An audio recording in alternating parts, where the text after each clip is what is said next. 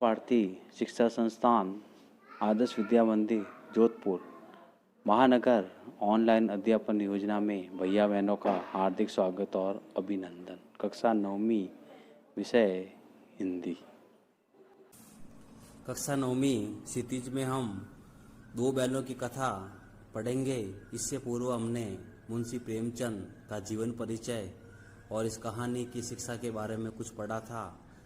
आइए आज हम शुरू करते हैं दो बैलों की कथा, जिसमें दो बैलों के बारे में बताया था। दो बैलों की कथा मुंशी प्रेमचंद द्वारा लिखित कहानी हमने शुरू की थी। आज हम इसका भाग 5 शुरू करने जा रहे हैं। इससे पूर्व हमने भाग 1 से लेकर 4 तक पढ़े थे और इन 4 भाग के दौरान दोनों मित्र जो कि दोनों भाइयों की तरह रहते थे, उनको झूरी का साला गया अपने घर लेके चले जाता है, लेकिन दोनों ही बैल वहां से 2 बार भाग जाते हैं, क्योंकि वहां पे उनको वो स्नेह नहीं मिलता है, वह प्रेम नहीं मिलता है जो उनको झूरी के घर पर मिलता है। पहली बार जब वे बैल भागते हैं तो वापस झूरी उनको लेने के लिए आ जाता है, लेकिन दूसरी बार जब वे वहां से भागते हैं तो बीच राह में किसी मुसीबत में फंस जाते हैं। वहां पे उनको एक सांड से मुकाबला करना पड़ता है, उससे भी वे जीत जाते हैं और दोनों मित्र बड़ी प्रसन्नता से वहीं खेत पर मटर चढ़ते हैं। इसी बीच वहीं के लोगों द्वारा उन बैलों को पकड़ लिया जाता है और एक कांजी हाउस में बंद कर दिया जाता है। कांजी हाउस से भी वे निकलने का प्रयास करते हैं। कांजी हाउस में आवारा पशुओं को रखा जाता था और जब उनका मालिक उनको लेने के लिए काफी समय तक नहीं आता था तो कांजी हाउस में ही उनको नीलाम कर दिया जाता था, उनको बेच दिया जाता था। यही उन मित्रों के साथ में भी हुआ। कांजी हाउस से भी ये दोनों पशु, दोनों बैल भागने का बहुत प्रयास करने लगे, लेकिन वहां से भाग नहीं पाए। आइए हम इसका भाग 5 शुरू करते हैं। 1 सप्ताह तक दोनों मित्र वहीं पे रहते हैं। किसी ने भी चारे का तिनका भी नहीं डाला। हाँ, दिन में एक बार उनको पानी जरूर दिखा दिया जाता था और यही उनके जीने का आधार था। दोनों इतने दुर्बल हो गए कि दोनों से उठा भी नहीं जाता था। ठठरियां निकल आई थी, शरीर कमजोर होने के कारण हड्डियां दिखने लग गई थी। एक दिन बाड़े के सामने डुग्गी बजने लगी और दोपहर होते होते वहां 50-60 आदमी जमा हो गए। दोनों मित्रों को बाहर निकाला गया और उनकी देखभाल होने लगी। लोग आकर उनकी सूरत देखते और मन फीका करके चले जाते थे। ऐसे मृतक बैलों का कौन खरीदार होता। और कमजोर होने के कारण किसी ने भी उनको लेने में रुचि नहीं दिखाई और लोग उनको देखते और आगे की तरफ चले जाते। कोई भी उन बैलों को खरीदने के लिए तैयार नहीं हुआ। कांजी हाउस के आदमी भी, अधिकारी भी हताश हो जाते हैं, निराश हो जाते हैं, लेकिन कोई भी उनको बैलों को खरीदने के लिए तैयार नहीं होता, क्योंकि दोनों मित्र पहले बहुत ताकतवर थे लेकिन फिर बाद में कमजोर होने लग गए। दो बैलों की कथा मुंशी प्रेमचंद द्वारा लिखित कहानी हमने शुरू की थी। आज हम इसका भाग 5 शुरू करने जा रहे हैं। इससे पूर्व हमने भाग 1 से लेकर 4 तक पढ़े थे और इन 4 भाग के दौरान दोनों मित्र जो कि दोनों भाइयों की तरह रहते थे, उनको झूरी का साला गया अपने घर लेके चले जाता है, लेकिन दोनों ही बैल वहां से 2 बार भाग जाते हैं, क्योंकि वहां पे उनको वो स्नेह नहीं मिलता है, वह प्रेम नहीं मिलता है जो उनको झूरी के घर पर मिलता है। पहली बार जब वे बैल भागते हैं तो वापस झूरी उनको लेने के लिए आ जाता है, लेकिन दूसरी बार जब वे वहां से भागते हैं तो बीच राह में किसी मुसीबत में फंस जाते हैं। वहां पे उनको एक सांड से मुकाबला करना पड़ता है, उससे भी वे जीत जाते हैं और दोनों मित्र बड़ी प्रसन्नता से वहीं खेत पर मटर चढ़ते हैं। इसी बीच वहीं के लोगों द्वारा उन बैलों को पकड़ लिया जाता है और एक कांजी हाउस में बंद कर दिया जाता है। कांजी हाउस से भी वे निकलने का प्रयास करते हैं। कांजी हाउस में आवारा पशुओं को रखा जाता था और जब उनका मालिक उनको लेने के लिए काफी समय तक नहीं आता था तो कांजी हाउस में ही उनको नीलाम कर दिया जाता था, उनको बेच दिया जाता था। यही उन मित्रों के साथ में भी हुआ। कांजी हाउस से भी ये दोनों पशु, दोनों बैल भागने का बहुत प्रयास करने लगे, लेकिन वहां से भाग नहीं पाए। आइए हम इसका भाग 5 शुरू करते हैं। एक सप्ताह तक दोनों मित्र वहीं पे रहते हैं। किसी ने भी चारे का तिनका भी नहीं डाला।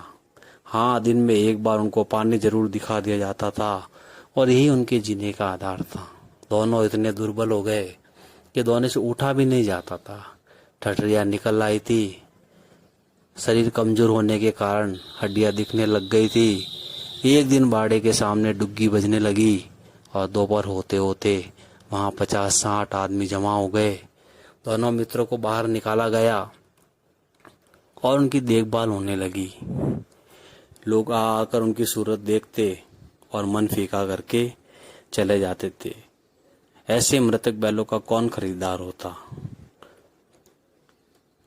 और कमजोर होने के कारण किसी ने भी उनको लेने में रुचि नहीं दिखाई और लोग उनको देखते और आगे की तरफ चले जाते। कोई भी उन बैलों को खरीदने के लिए तैयार नहीं हुआ। कांजी हाउस के अधिकारी भी हताश हो जाते हैं, निराश हो जाते हैं, लेकिन कोई भी उनको बैलों को खरीदने के लिए तैयार नहीं होता, क्योंकि दोनों मित्र पहले बहुत ताकतवर थे, लेकिन फिर बाद में कमजोर होने लग गए। तभी अचानक एक दड़ियल का मतलब लंबी दाढ़ी वाला आदमी जिसकी आंखें लाल थी और उसकी मुद्रा अत्यंत कठोर, आया और दोनों मित्रों के कुल्लों का मतलब होता है धड़ तथा जांग का जो जोड़ होता है, उसमें उंगली गोदकर मुंशी जी से बातें करने लगा। उसका चेहरा देखकर दोनों मित्रों ने अंतर्ज्ञान किया और दोनों मित्रों का दिल घबरा उठा, कांप उठा और मन में सोचने लगे वह कौन है और उन्हें क्यों टटोल रहा है। इस विषय में उन्हें कोई संदेह नहीं हुआ। दोनों मित्रों ने एक दूसरे को भीत अंतर्मन के नेत्रों से देखा और सिर झुका लिया। हीरा ने कहा मोती से कि गया के घर से हम ऐसे ही भागे, बेवजह भागे, अब लगता है हमारी जान नहीं बचेगी। मोती ने बड़ी अश्रद्धा के भाव से उत्तर दिया, कहते हैं कि भगवान सबके ऊपर दया करता है, उन्हें हमारे ऊपर क्यों दया नहीं आती। मोतीरा ने कहा भगवान के लिए हमारा मरना जीना दोनों बराबर हैं। चलो अच्छा ही है, कुछ दिन उसके पास तो रहेंगे। एक बार भगवान ने उस लड़की के रूप में हमें बचाया है, क्या अब नहीं बचाएंगे। मुझे लग रहा है यह आदमी छुरी चलाएगा, देख लेना। तो क्या चिंता है, मांस, खाल, सींग, हड्डी सब किसी न किसी काम तो आ जाएंगे। दोनों मित्र ऐसे दड़ियल जैसे आदमी को देखकर बड़े घबरा रहे थे। उन्हें लग रहा था यह आदमी उनका नुकसान करेगा, उनको मार देगा और उनकी मांस, खाल, सींग, हड्डी सब कहीं न कहीं काम में लेगा और उनका विनाश कर देता। यही बात सोचकर दोनों बड़े चिंतित हो रहे थे, परेशान हो रहे थे। नीलाम हो जाने के बाद दोनों मित्र उस दड़ियल आदमी के साथ चले गए। दोनों की बोटी हड्डी कांप रही थी, घबरा रही थी। बेचारे दोनों पांव तक नहीं उठा सकते थे, लेकिन डर के मारे गिरते पड़ते भागे जाते थे, क्योंकि वहां जरा भी चाल धीमी हो जाती तो वह दड़ियल आदमी जोर से डंडा जमा देता था। दोनों बड़े भयभीत हो गए थे। रास्ते में गाय बैलों का एक रेवड़ हरे हरे हार में चरता हुआ नजर आया। सभी जानवर बड़े प्रसन्न थे, चिकने चपल, बड़े चतुर। कोई उछल रहा था तो कोई आनंद से बैठा क्रीड़ा कर रहा था, पागुर कर रहा था। कितना सुखी जीवन था इनका, पर कितने स्वार्थी हैं सब लोग।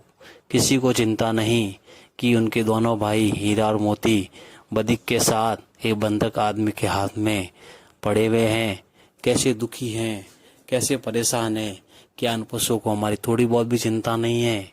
अचानक दोनों को ऐसा मालूम हुआ कि जिस रास्ते से वह दड़ियल आदमी उनको लेकर जा रहा है, यह रास्ता तो इनका परिचित रास्ता है, जिनको वे जानते हैं।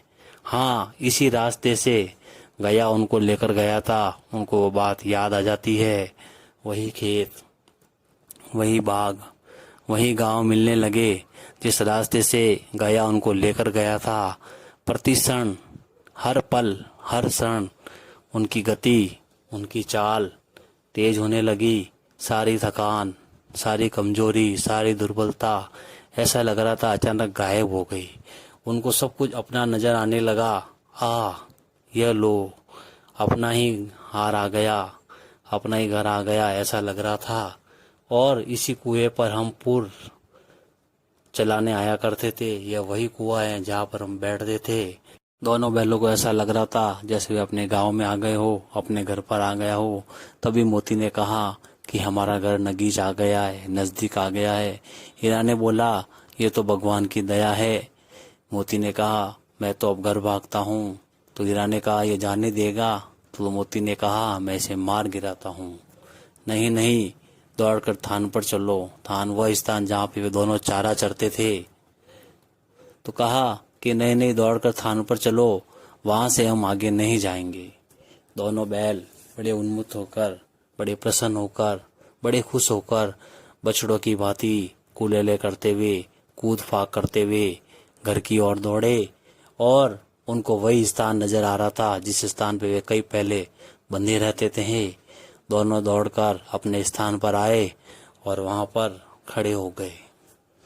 वही दड़ियल आदमी उनके पीछे पीछे दौड़ता हुआ उसी स्थान पर आ गया जहाँ पे हीरा और मोती दोनों खड़े थे। जूरी द्वार पर बैठा हुआ धूप खा रहा था, धूप सेवन कर रहा था। बैलों को देखते ही वो उन दोनों बैलों की तरफ दौड़ा और उन्हें बारी बारी से अपने गले लगाने लगा। मित्रों की आंखों से आनंद के आंसू बहने लगे। एक जूरी का हाथ चाट रहा था और दोनों मित्र बड़े प्रेम से वहां खड़े थे। दड़ियल ने आकर दोनों बैलों की रस्सियां पकड़ ली। तो जूरी ने कहा कि छोड़ दो, ये दोनों बैल मेरे हैं, तुम इनको हाथ नहीं लगा सकते। तो दड़ियल ने कहा तुम्हारी बैल कैसे हैं? मैं तो इनको मवेशी खाने से, कांजी हाउस से नीलाम करके खरीद कर आ रहा हूँ। छोड़ दो इन दोनों बैलों को। मैंने उन दोनों बैलों को नीलामी में खरीदा है, इसलिए ये दोनों बैल मेरे हैं। इस प्रकार वे दोनों वहां पर उलझ जाते हैं। दड़ियल से कहता है कि मैं तो समझ रहा हूँ कि तुम इन दोनों बैलों को चुरा कर लेकर आए हो। चुपके से यहाँ से चले जाओ, ये दोनों बैल मेरे हैं।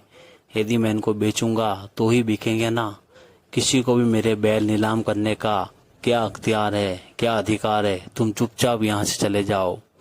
तब दड़ियल कहता है कि मैं जाकर थाने में रपट कर दूंगा कि तुमने मेरे बैलों को छीन लिया है। जूरी ने कहा ये मेरे बैल है और इसका सबूत प्रमाण यह है कि ये दोनों मेरे दरवाजे पर खड़े हैं, इसलिए दोनों ही बैल मेरे हैं। तुम यहाँ से निकल जाओ। दड़ियल को गुस्सा आ जाता है।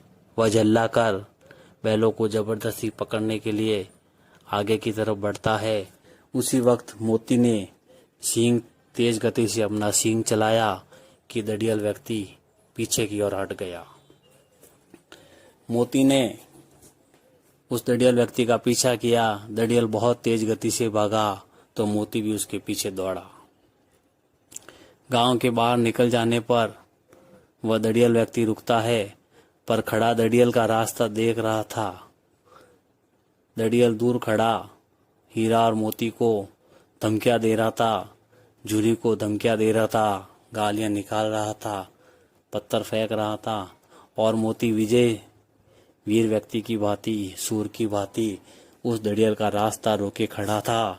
दड़ियल की हिम्मत नहीं हो रही थी कि वापस उन दोनों को पकड़ने के लिए आ सके। गांव के सारे लोग जो वहां पे खड़े थे सब तमाशा देख रहे थे, हंस रहे थे, लेकिन दड़ियल आदमी में इतना साहस नहीं रह गया था कि वह जूरी से लड़ झगड़ कर बैलों को लेकर जा सके थे। दोनों बैल उनका रास्ता रोककर खड़े थे। गांव के सारे लोग ये नज़ारा, ये दृश्य देख रहे थे। जब दड़ियल वहां से हार कर चला गया तो मोती अकड़ते हुए अपने घर की तरफ लौटा। हीरा ने कहा मुझे तो डर था कि कहीं तुम गुस्से में आकर उस दड़ियल को मार नहीं बैठो। तो मोती ने कहा अगर वो मुझे पकड़ता तो मैं बिना मारे उसको नहीं छोड़ता। अब वो यहाँ पर कभी नहीं आएगा और यदि आ भी गया तो दूर से उसकी खबर लूंगा, देखो कैसे हम दोनों को लेकर जाता है, जो गोली मरवा दे। तो उसने कहा मर जाऊंगा लेकिन उसके काम तो नहीं आऊंगा।